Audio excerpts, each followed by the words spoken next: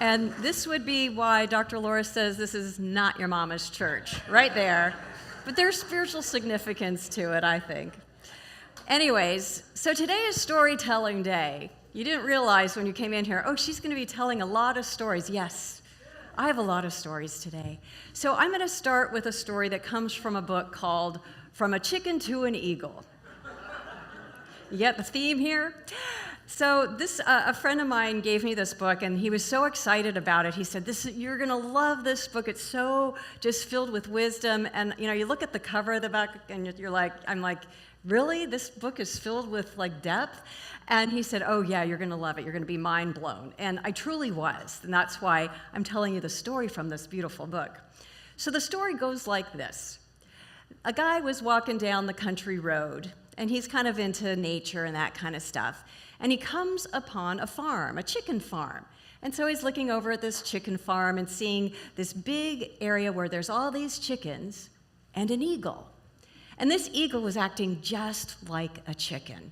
It was looking down, it was pecking, it was doing all that stuff that chickens do. And this guy was really amazed by that and actually kind of bewildered. Why would an eagle be hanging out with chickens and behaving like a chicken? So this young man decided to go talk to the farm owner because he was standing near the chicken field or chicken pen, whatever you call it. And so he strolls over there and he goes, I got to ask you, why is there an eagle hanging out with your chickens?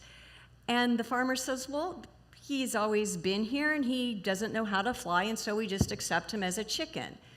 And the guy says, that is not his essence. His essence is to fly. He shouldn't be here. He should be there. And so the guy says, well, what do you want to do about it? He said, well, he goes, I want to teach this eagle how to fly. And so the farmer goes, all right, go for it. Good luck, good luck.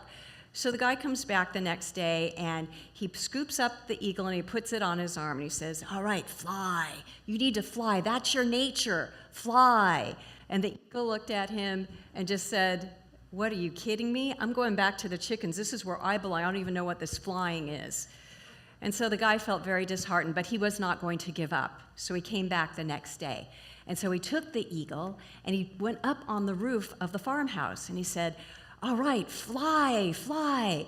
And the eagle looked at him like, you're crazy, and he jumped off, back down, and went and hung out with the chickens.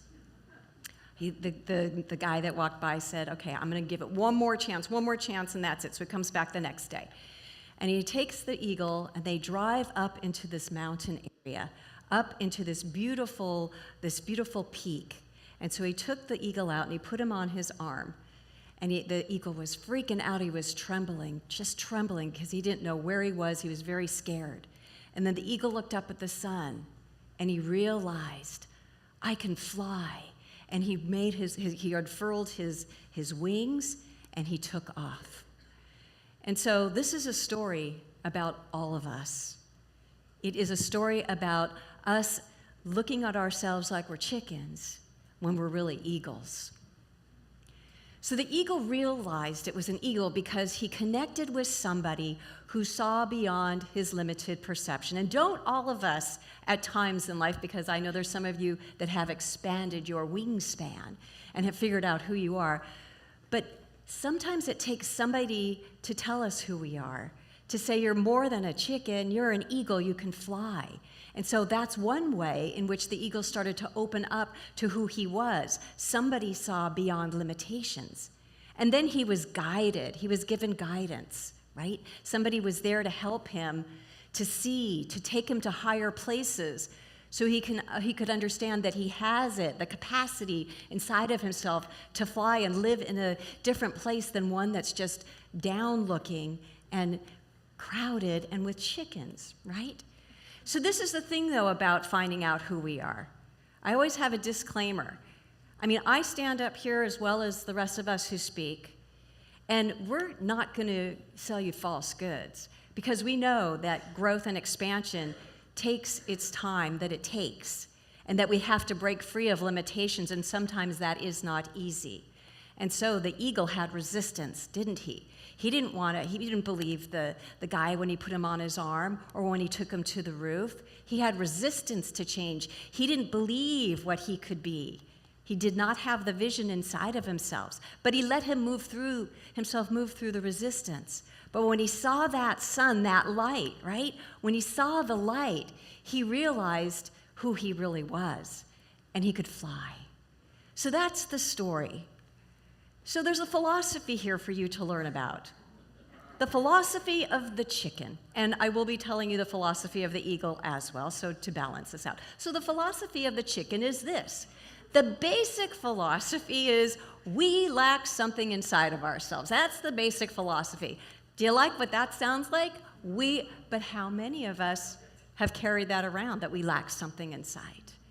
So the idea of fear is at the foundation.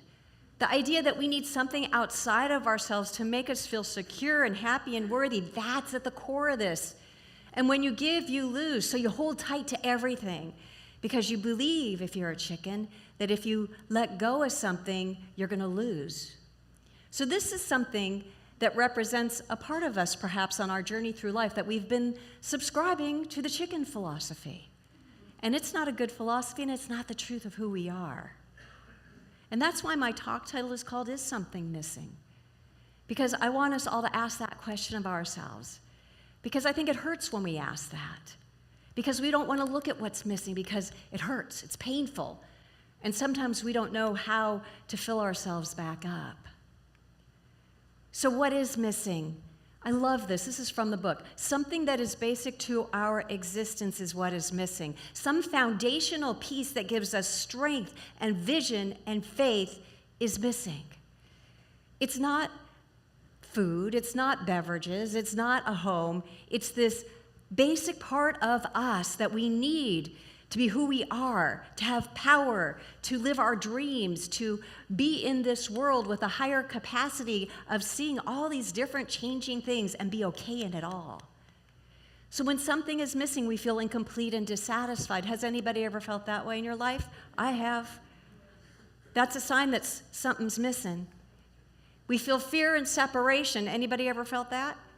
Right here. That's a sign that something is missing. We seek outside of ourselves for wholeness and happiness, joy and security because something's missing inside of ourselves. Very human for us to do that. And that's why I'm bringing you to my story. I've told this story sometime, I don't know how long ago, but I thought it was worth repeating. And so I'm just going to really bare my soul to you. So when I was 17 years old, right, a goofy teenager, I was silly like most teenage girls are. I kind of hit a wall in my life. I was starting to feel some inner changes arising inside of me. And I wasn't in science of mind. I wasn't psychologically savvy or emotionally savvy. I was a 17-year-old girl who was into Tiger Beat and whatever else was going on. But something happened inside of myself, and I started kind of withdrawing. And I was starting to realize that nothing in my life is in my control. And so I developed a very serious eating disorder. And I got really skinny. But I didn't know that because I was so busy avoiding my pain and what I was not understanding about myself, so I kind of got into this weird habit.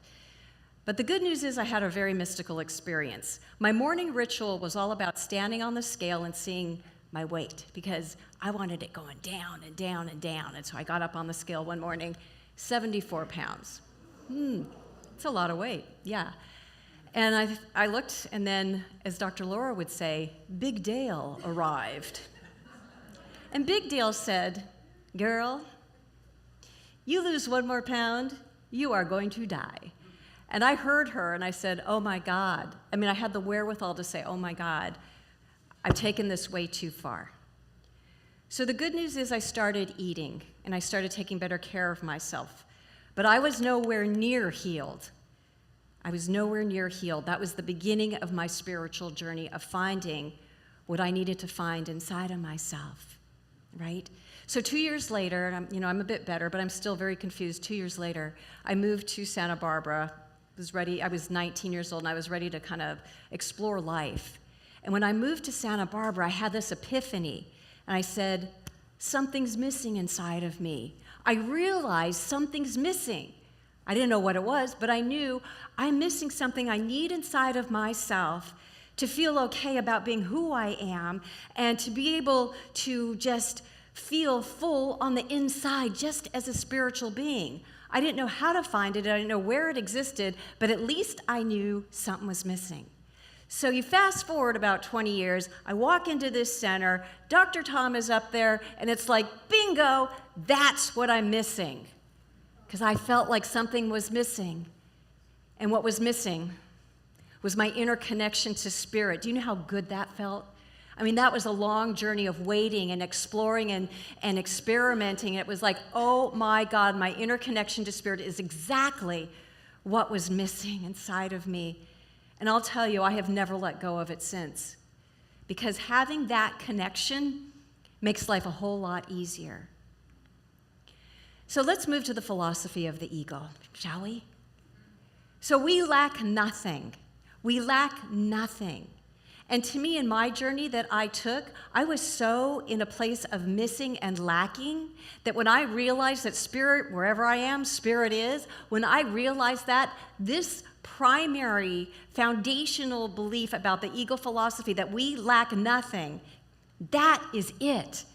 Because no matter what happens in life, I will always be supplied with, whether it is physical needs or whether it's spiritual needs or it's a decision I need to make, answers I need to prayers. If I know I lack nothing, then I don't need to worry. I don't need to be in fear.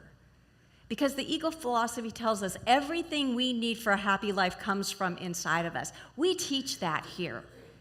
Everything we need to make life fulfilling and joyful is from inside of us because it is tuned into our belief, right? If I believe I lack nothing, if I believe everything I require comes through spirit, guess what? That is my reality. And so it's all about understanding that our belief drives our lives. The eagle philosophy says when you give, you receive, pressed down and overflowing. The law of circulation is what is always moving. If you're withholding, then the universe withholds. If you're giving, then the universe gives. Again, no need to fear when you're in the eagle philosophy. And lastly, it says that we're connected with everything and to everything. So if we're connected to everything, we're never alone. Never. We're always connected. We're always in the energy of this universe, of people, of beings. So whenever we are desiring connection, we just have to open up to it, and there it is. So the eagle is all about really knowing who you are spiritually and trusting in that and having faith. That's the eagle philosophy. However, you must know that in order to maintain the eagle philosophy, you must be aware of what you're doing with your eggs. You're saying, eggs? And eagles? Where's she going? This is from the book, by the way. So our eggs represent security and should always remain in our own basket. But boy, is it tempting to put our eggs in other people's baskets, isn't it? When we start putting our eggs in other people's baskets, we really do set ourselves up for disappointment. And you know, we can't help ourselves. We give our eggs to people we're in relationship with. We give our eggs to ideas, to institutions.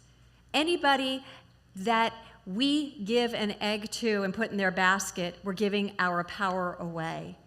And when we do that, when we give the eggs to somebody else, we're setting up something kind of transactional. Because we're saying, if I give you my eggs, you owe me. And how disappointing is that at times? It's just like the eggs just break all over the place when we do that. But this is a really spiritually empowering place to be. Because we're kind of unconscious about where we give our power, right? It kind of just happens. We kind of just say, I'm not enough inside, so I'm going to give them my eggs, because if I give them my eggs, then they're going to make me feel better. Because when we give our power away and expect someone outside of ourselves, we expect them to make us feel whole again. And nobody can give us that. Nobody can make us feel whole again. I mean, people can teach us wonderful things. You can learn stuff, but at the end of the day, it is we who makes ourselves whole. People outside of us who our teachers are reminding us. They're just reminding us it's inside of ourselves already to feel whole. They're just out there as a guide to say you've got it in you. Or those teachers who aren't the most preferred teacher to have, that might teach us something about betrayal or something about loss. Those teachers, though, too, are reminding us, wait a minute, I put my eggs in their basket, they disappointed me, they're gone, and now I feel empty. They're there to remind you you are never empty because you got to remember your ego philosophy. We lack nothing. I just thought that they had my power, and they don't. So this is a story of spiritual awakening. We do that here. We're all about awakening to our spiritual wholeness and magnificence. That's what we teach. I'm here to tell you that my spiritual awakening was a godsend. It was the best thing that ever happened in my life. And I like to teach people about my story because I don't want you to have to wait 20 years to find your wholeness like I had to do. I must have signed up for it.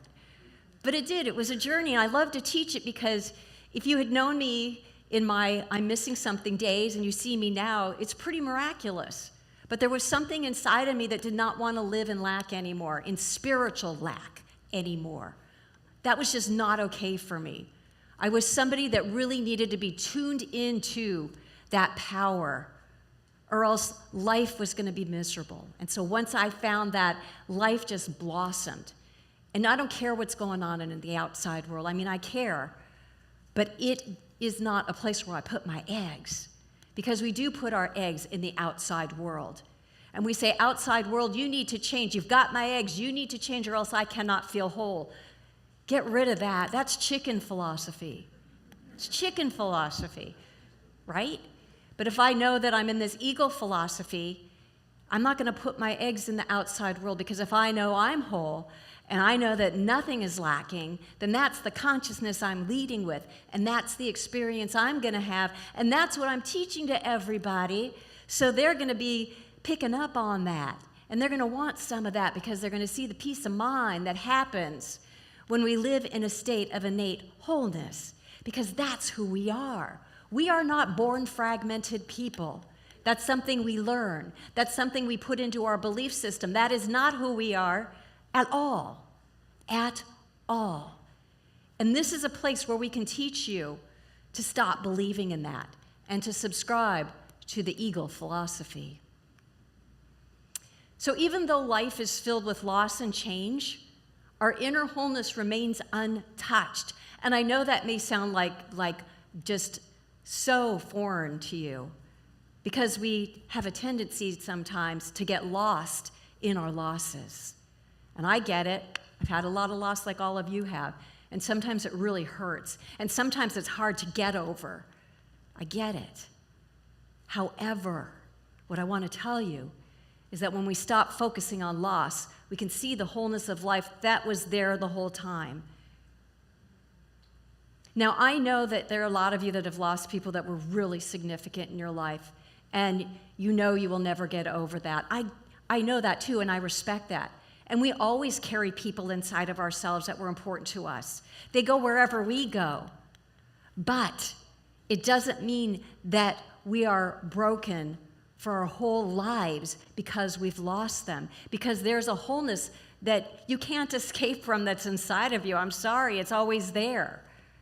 And when we know that wholeness, it softens the losses that happen in our lives. Because what I know about people who I've lost, they would be really bummed out if I stayed in that experience of loss and brokenness my whole life. You know, grief has its process. Grief has its journey. However, if we can stand in a place in the middle of that loss, if we can stand in a place of feeling the wholeness, even though we've got a loss, we're in good shape. That's ego philosophy. Ego philosophy says that we lack nothing. Even though my life has changed a lot, even though people have come and go, or come and gone, that wholeness is intact because I lack nothing. So it's really about learning how to live with life in less of a black and white way, and more of a, I can hold two things at the same time. or 20 things at the same time. I can feel badly about that.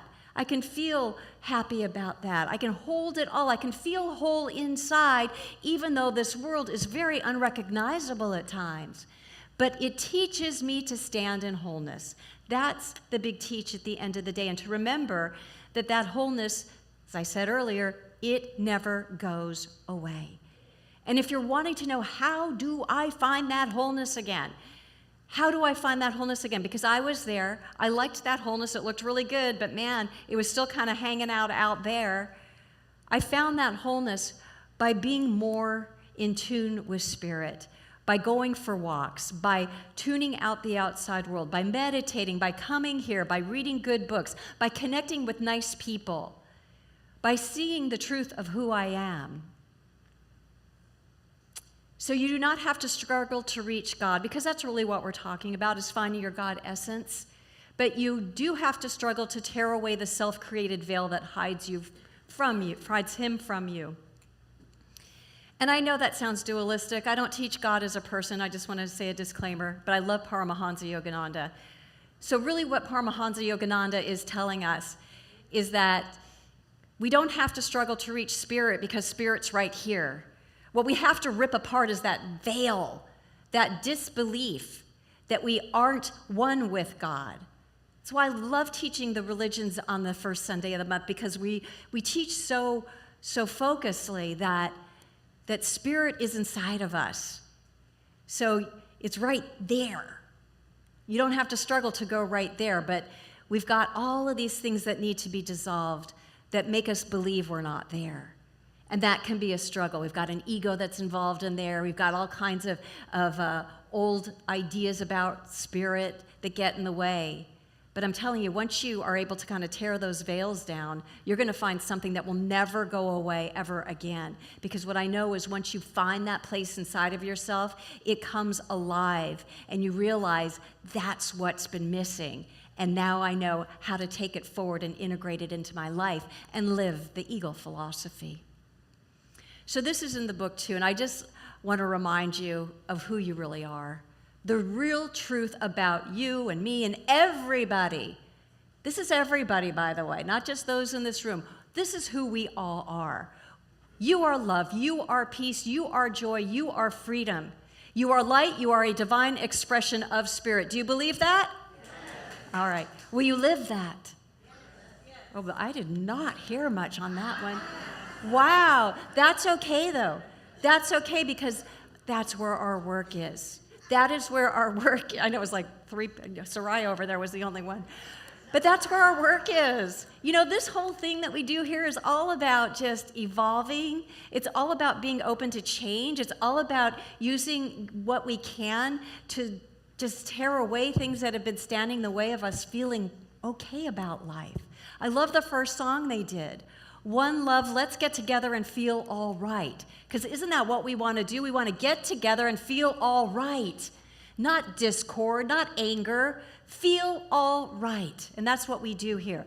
And if you're living this, you will be feeling all right. And not necessarily feeling this way 100% of the day. That's just, I will say it is a little unrealistic.